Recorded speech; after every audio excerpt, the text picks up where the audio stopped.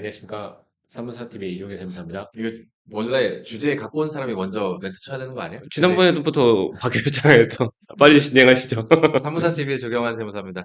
예, 안녕하세요. 삼문사TV의 김땡땡 세무사입니다. 네, 어색한 시간이 다시 왔어 우리에게. 예. 예. 저는 요즘에 항상 제가 상담했던 거를, 음, 주로 이제 발표를 하게 되는데, 아니, 네. 결국에는 거래로 이어지진 않았습니다. 그래서 항상 음, 아프네요. 아쉽지. 예. 어떤 일이 있었냐면은, 그 부동산 매매업을 개인 사업자로 등록하시는 분이 음. 상담을 했었어요. 신고에 대해서.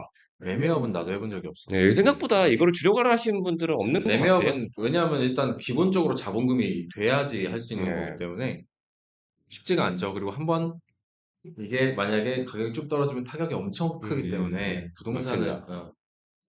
그래서 뭐 부동산 매매업이 뭐냐부터 한번 생각해 봐야 되는데, 그냥 주변에서 제일 흔히 볼 수 있는 케이스는 이번 사례도 그랬는데, 그냥 경매로 이제 받아서 아파트나 주택 같은 거를 취득한 다음에, 음, 그다음에 이제 조금 더 얹어서 음, 되파는 행위인 거죠. 그런 음, 사업을 영위하는 것도 부동산 매매업으로 볼 수 있습니다. 가능하죠. 예, 요거에 대해서 소득세에서 집행기준이라고 이제 그 공무원들이 이제 참 많이 보시는 규정들이죠. 네. 이게 조금 더 이해하기가 편한데, 음, 매매 또는 중개를 사업 목적으로, 그 음, 다음에 부동산을 매매하는 거다.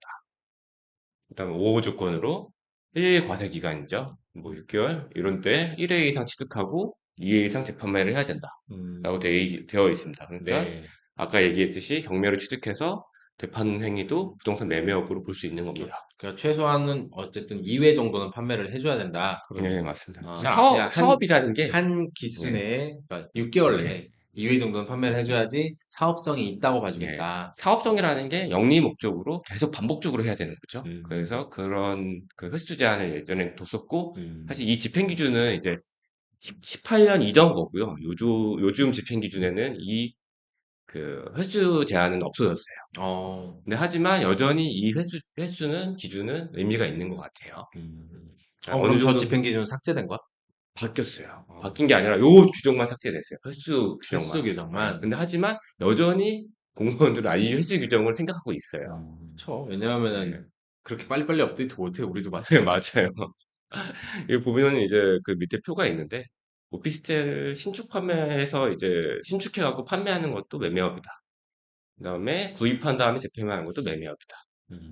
신축 판매면 거의 맞아요. 분양까지 하시는 예. 분들 근데 한 채 지어가지고 이렇게 분양 쭉 하고 예. 네, 그거 다시 또 다른 거 지어가지고 분양하시고 근데 또 주택은 신축하면은 또 매매업으로 안 보는 경우가 많아요. 예. 주거용은 근데 이렇게 경매한 다음에 재판매하는 거를 매매업으로 봐주는 경우는 많이 있습니다. 음, 왜 근데 그러면 사람들이 부동산 매매업으로 등록을 할지에 대해서 생각을 해봐야 되는데, 네. 일반적인 비사업자, 개인 자격으로 그 양도신고를 하는 거에 비해서 절세 효과가 꽤 있습니다. 근데 음, 보통 이제 이렇게 사업 목적으로 경매를 받아서 다시 팔게 되면은 단기 매매를 하죠. 음, 그러니까 취득한 다음에 얼마 안 있다가 뭐 1년 이내든지 2년 이내든지 되팔게 되죠. 근데 그러면 이제 보통 이제 비사업자인 개인들이 양도를 하게 되면은 1년 이내 팔면은 70%, 음, 지방소득세까지 합해서 77% 세율을 물게 되고, 음. 2년 이내면은 60% 플러스 6%, 단, 66%에 비해서. 단기 제휴. 예. 이게 세율로 따지면은 감이 안 오는데, 뭐 예를 들어서 1억 벌었어요. 1억 벌었는데, 차액이 1억이야. 예. 7,700만 원 낸다. 남는 그럼, 게 그럼 없죠? 예. 못하지. 6,600만 원 낸다. 남는 게 없습니다. 그래서 그렇게 단기로 진짜 사고 팔 계획이 있으시거나 자본력이 되시는 분들은 예, 매매업에 등록하시고 하는 게 더 나을 수 예, 있겠네요. 맞습니다. 단기 이렇게, 세율은 피할 수 있으니까. 피하지 맞는 거고, 그분들은 맞습니다. 사업적으로 예. 하시는 사업 거니까. 목적인데 이거를 이렇게 세금 많이 물게 되면은, 이게 못하지. 사업이라고 보기가 어렵고 기부 사업이 돼버리죠. 일단 어떻게 보면요. 수천만 원 단위로 세금이 절세 효과가 있기 때문에 이렇게 매매업으로 등록하시는 거를 고려하시게 됩니다. 음, 근데 세금이 그렇게 간단하지 않습니다. 이게 부동산 매매업자에 대해서는 세액에서 특례를 규정하고 있습니다. 뭐냐 하면은 여기 그 규정이 나와 있는데 두 가지 중에 큰 거를 내게 됩니다. 그러니까 맥스. 예, 다른 만약에 이런 사업소득 말고 경매로 뭐 이런 부동산 관련된 소득이 아니라 다른 뭐 근로소득이 있어요. 아니면 또는 다른 사업소득이 있어요. 그러면은 그거를 다 같이 합산해 갖고 기본세율을 곱하고, 아니면은 요 그 매매 차익에 대해서는 양도세율을 더한 다음에 그다음에 나머지 소득에 대해서 기본세율을 한 거를 더해갖고 둘 중에 하나 큰 거에 대해서 내게 되죠. 그러면 결국에는 그럼 이 결국에는 양도세율을 낸다는 거죠. 예. 그거는 말이 안 되지 않나? 예. 근데 그래서 그 다음 표를 보셔야 됩니다. 근데 음. 요거를 이제 적용하지 않는 아, 케이스들이 있어요. 그러니까 그 무조건적인 양도세율이 아니라 예. 그 벌과금적 징벌적 성격의 두 번째 표는 웬만하면 적용을 하지 않고 예. 그다음에 일반적인 양도세율은 적용한다. 예. 그러니까 그거는 그럴 수 있겠다. 양도세율을 피해 가려면은 요 표에 보면 비교과세 대상을 X인 것만 사고 파셔야 돼요. 결국에는. 아, 왜 결론은. 어떤 분이 이거를 되게 복잡한 음, 법령인데 이거 표로 잘 정리를 해 주셨더라고요. 이 자리를 빌어서 감사 말씀을 드립니다. 그러니까 여기 보시면은 이번 케이스는 제가 상담했던 사례는 서울의 비조정 지역일 때 경매로 취득을 하시고 나서 음, 비조정 지역일 때 매도 계약을 하셨어요. 근데 잔금일 때는 그 10.15 작년에 10.15 대책이 있었죠. 그리고 나서는 이제 지역이 돼버렸죠. 음, 하지만 이런 경우에는 계약일 때 비조정 지역이고 잔금일 때 조정 지역으로 넘어가면은 음, 계약서를 체결하고 그다음에 계약금을 송금한 게 확실히 있다면은 비조정 지역으로 인정을 해줍니다. 그래서 음, 애정 신고 대상으로 음, 진행을 하고 비교과세 대상으로 들어가진 않습니다. 지금 이 표를 보면서 비교과세 대상에 동그라미 표 쳐진 거는 그 매매 대상으로 하지 않으시는 게 좋다는 거지? 예, 그렇게 이해하면 되는 거지? 맞습니다. 근데 이 표를 자세히 보시면은 돈이 될 만한 물건들은 다 다 비교과세 대상에 동그라미가 돼 있습니다. 그래서 부동산 매매업이 쉽지 않은 겁니다. 너무 사업하기 힘든 나라야. 그럼. 예, 사실 경매로 취득하는데 이렇게 경제성이 있으면은 이제 경매 낙찰률도 높죠. 시가가 예를 들어서 한 10억이에요. 근데 경매로 받아봤자 10억 이상으로 사실 낙찰받으면 의미가 없잖아요. 네. 이게 싸게 경매로 사면은 싸게 사게 되는 게 핵심인데. 사실 경매가 옛날에 정보가 퍼지기 전에, 그러니까 한 2000년대 초반 혹은 90년대 이때는 경매로 인해서 정말 좋은 집을 정말 싼 가격, 말도 안 되게 싼 가격에 받는 사례가 꽤 많이 있었는데, 2000년대 이제 2010년대 들어서 2010년대 후반 돼 갖고 인터넷이나 경매 뭐 직방 이런 부동산 쪽 플랫폼들도 많이 활성화되고 나서는 오히려 감정가보다 플러스 110%, 120%로 네. 낙찰되는 경우가 되게 많아. 아, 그러니까 경쟁이 사람들이 이제 경매가 싸다는 걸 알고 몰려들기 시작하니까 그런 경우가 대단히 많아서 사실 메리트가 많이 떨어졌지. 네. 부동산 매매업을 하시는 분들도 실제로 그렇게 많지 않으시고 이 우스갯소리로 경매는 아직까지 법원 경매는 전자 입찰이 안 되죠. 그렇기 때문에 전자입 잘 안 되죠. 폭우나 폭설이 내리는 날 가시면은 싸게 살 수 있다는 아, 소문이 있습니다. 가능하겠다. 그럴 수 있겠네요. 가서 아침부터 와갖고 네. 입찰하고 앉아서 기다려야 되니까. 네. 나도 우리 집을 경매로 받았잖아. 그러시죠, 맞죠. 맞죠. 예. 유 경험자셨군요. 예. 은근 거기 가면은, 이거 적어낼 때 예. 금액을 어떻게 해야 되지? 쫄리죠. 왜냐하면 조금 높게 적으면은 뭔가 내 예. 돈이 아프고, 낮게 적으면 낙찰이 안 될 것 같고, 그런 경우가 되게 많았고, 또 나름 재밌는 경험이었어. 저도 한번 경험해 보고 싶습니다. 그러다. 한번 저희가 다음 여름에 비수기 때 폭우가 내리는 날 한번 가보시죠. 계약금이 없는데. 구경하러 가는 거지. 예. 근데 이게 마지막으로 또 하나 더 음. 허들이 남았어요. 근데 이거를 이제 열심히 경매를 취득해갖고 조금씩 붙여갖고 하시는 분들이 있는데, 네.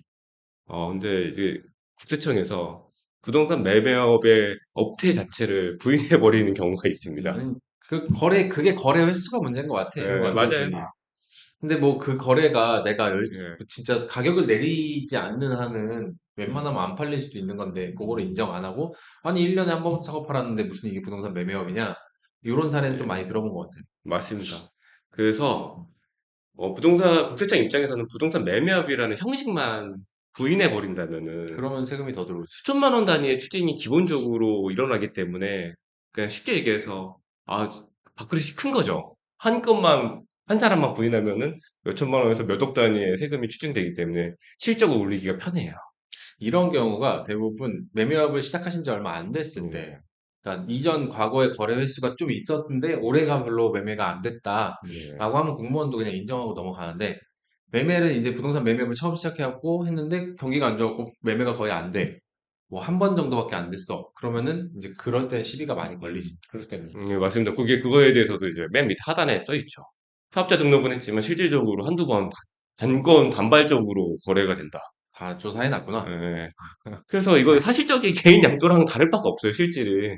그 사업, 한 번만 보면 근데 또 예, 장기적으로 보면 매매업으로 인정할 만한 이제 그 형식이 잡혀 있을 수 있으니까. 근데 초반이 논란이 많은 거지. 맞습니다. 그리고 아까도 처음에 말씀을 드렸는데, 집행기준에 예전에는 뭐, 1 과세 기간 내에 한 번 취득, 두 번 재판매, 이런 식으로, 그게 옛날 예, 집행 기준에 있었기 어떻게 보면 때문에 명확하게 돼 있었는데, 이제는 오히려 없어지면서 더 실질로 판단하게 돼 있다. 실질이라고 하면, 나쁘게 말하면, 코에 걸면 코걸이, 보는 귀에 사람 걸면 나름 귀걸이입니다. 그러니까 세무서마다도 다를 수 있어요, 이거는요. 공무원마다 다를 수 있고. 예. 그래서 그래도 나는 하이리스크 하이리턴을 원하기 때문에 매매업을 꼭 해보겠다 음. 하시는 분들은 기본적으로 세무조사 대상이 선정되지 않기 위해서 관리를 하셔야 됩니다.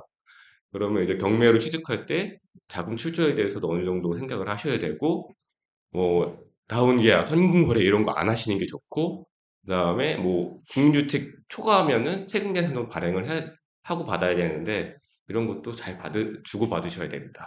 그리고, 생각해보면 우리나라는 부동산에 대한 규제가 너무 많으니까 진짜 매매업 하기에는 예, 어려운 나라네. 맞습니다. 우리 저기 미국의 럼프 형은 매매업으로 성공하신 분, 부동산으로 예, 성공하신 분인데 트럼프 타워가 우리나라에도 많죠? 몇 개 있어요. 많이 예. 봤어요.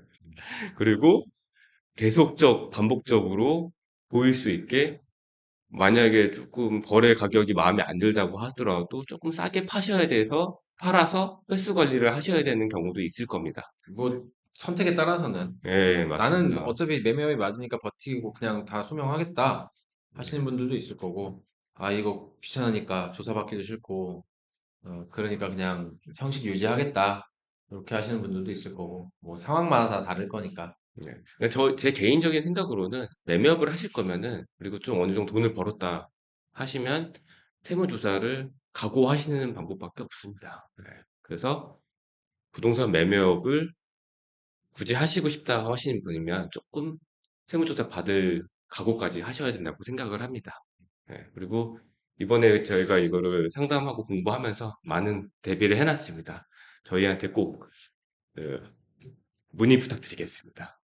오늘 내용 유익하셨다면은 구독과 좋아요 부탁드리겠습니다. 감사합니다. 감사합니다.